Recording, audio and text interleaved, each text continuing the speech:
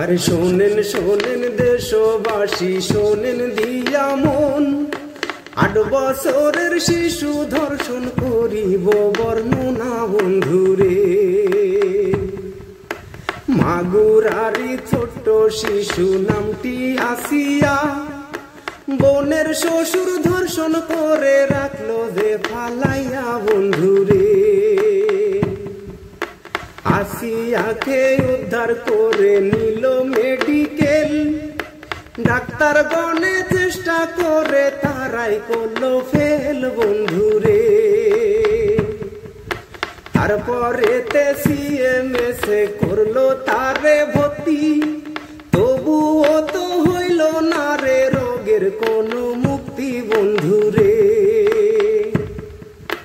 বড় বসিয়ে ডাক্তার বলে সময় কিন্তু কম, আস্তে আস্তে ফুরাই গেল আসিয়ার দম বন্ধুরে। বড় বসিয়ে ডাক্তার বলে সময় কিন্তু কম, আস্তে আস্তে ফুরাই গেল আসিয়ার দম বন্ধুরে।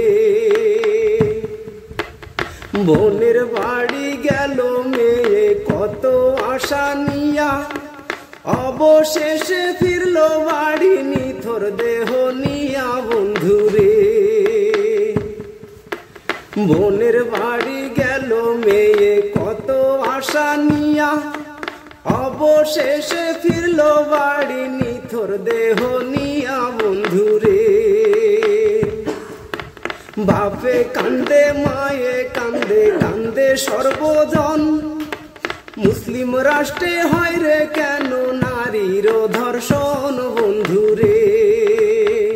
৩১ দফা যদি বাস্তবায়ন হয়, এই দেশেতে থাকবে না আর ধর্ষণেরই ভয় বন্ধুরে।